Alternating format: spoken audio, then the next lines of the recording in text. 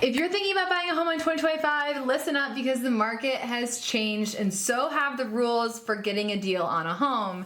My name is Annalise Kurowski. I am a real estate agent with JPAR Modern Real Estate, and I help both buyers and sellers navigate this process and avoid overpaying. One of the best ways to get a deal on a home is to target looking at homes that have been on the market for 30 days or more. In today's market, as of October 2025, we have about 4 months of inventory on single family homes and 5.3 on condos and townhomes. So inventory is definitely very, very high. Now, a lot of sellers have their homes sitting on the market because average days on market in the Denver metro is about 53 days, which is up 35% since October of 2024. So that means that sellers are very motivated, especially when their homes are sitting for more than 30 days. Once the initial first, second, and third weekends come through and you have that huge wave of showings and sellers don't get an offer, they start to get worried. So this is the time where if you're a smart and savvy buyer, you will swoop in and save the day. The longer the home sits, the more leverage you have and the possibility that they have done price drops. Now, in the last couple months, as of October of 2025, about 35% or more of homes have closed under asking, and many of them, if not all, had price drops. You could tell the readiness of the seller to sell their home by the amount of price drops that they have done and by the amount that they have dropped. Now, you might say, well, I don't want a house that's been sitting on the market. There has to be something wrong with it. That is not true. There are beautiful homes in the market with nothing wrong with them, but buyers are really picky right now, and there's actually not a lot of them out there. So this is actually the perfect time as of October of 2025 to be buying a home. The problem with a lot of the homes that are still in the market is that agents were pricing them incorrectly to start. Agents overpriced the homes from the start because the market value right now isn't actually what the value of the home truly is, just because we have high inventory and a lack of buyers in the market. There are plenty of beautiful move-in ready homes that are sitting on the market for no other reason than they were probably just overpriced to start with. This is where a skilled agent can find you hidden gems on the market so that you could get a deal on a beautiful home here in Colorado. When you're a buyer and you get that pre-approval back, it usually gives you so much energy to get right out in the market and to scroll through Zillow and find the homes that have just come on, especially the ones that have open houses on the weekends. I always tell my buyers that the right house is gonna come along if you're patient and strategic,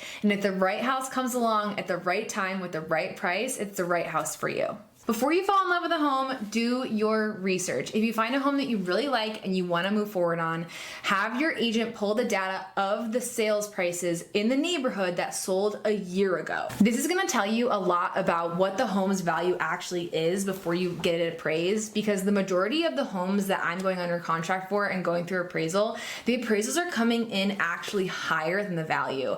I am seeing, when I'm doing a lot of my research on neighborhoods for clients right now, especially sellers, I am seeing that the homes a year ago, so October of 2024, were priced higher than what they could sell at in this current market. So if you are walking into a neighborhood where the homes were $600,000 in 2024, but in the current market of October 2025, the homes are $560,000, $570,000, that means that you have a lot of opportunity for appreciation once we go into a better seller's market in the upcoming years. This is a key component in figuring out if you are paying for a deal or you're overpaying for a home. What a lot of buyers don't know is that when agents pull a CMA, most of them are just pulling the numbers from the MLS and nothing more. So what I mean by that is they're just pulling number of beds, number of baths, square footage, maybe lot size, number of garages, and if it has a finished basement, but that's it. And there's so much more that goes into pricing out a home, especially in today's market where we can't just go off numbers. We have to truly dive deep into the details of that home, the updates, and what sets it apart from the other homes in the neighborhood. You also need to use other algorithms out there to get a good idea of what other people are pricing the homes at. Estimates just go off numbers. They do not look at the home's updates. So if you have added anything to the home like hardwood floors, a finished basement, an extra bathroom, or an extra bedroom, that is going to raise the property value.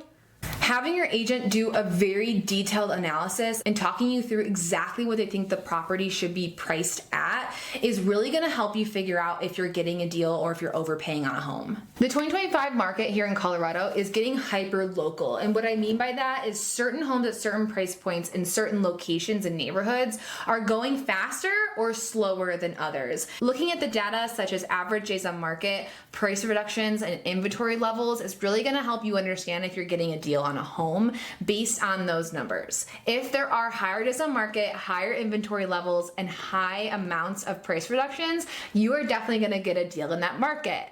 Vice versa, if there aren't many price reductions, there's low days on market, and there's not a lot of inventory, you're probably overpaying in the specific market that we are in right now. Look for hidden value and not just discounts. Some of the best deals aren't even the cheapest homes, they're the ones that have fixable flaws. Buyers right now are looking for turnkey, and if you're open to doing a little bit of work, this is where you're going to find a ton of value. Some of the best homes are not the cheapest ones, they're the ones with fixable flaws. Maybe the photos are bad, the staging was bad, the carpet's ugly, the paint's gross, but the actual home itself has a ton of potential. This is where you're gonna get a good deal. These are often overlooked homes with built-in equity potential. I'm not talking about major renovations that you need a lot of experience for. I'm talking about small things like flooring, paint, baseboards, maybe new appliances, stuff that you can do over time that will really add value in your home quickly.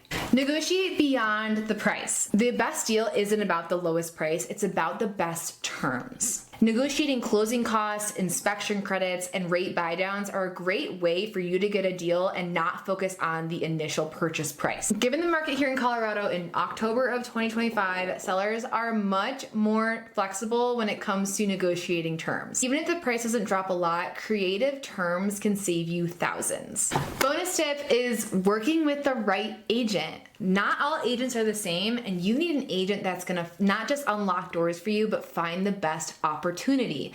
The best agents that are gonna find you that opportunity is their expertise in the market that you're actually looking to purchase in. If they're keeping on top of the trends in certain neighborhoods that you're looking into, this is really, really important. Finding the right agent to negotiate creative terms will save you thousands of dollars. I help my buyers by sifting through hundreds of properties to find them the right house for them with the most potential. If this video helped you, make sure you like, comment, and subscribe to see more coming your way. If you're serious about finding a deal in 2025, my Calendly link is below at the top of the description.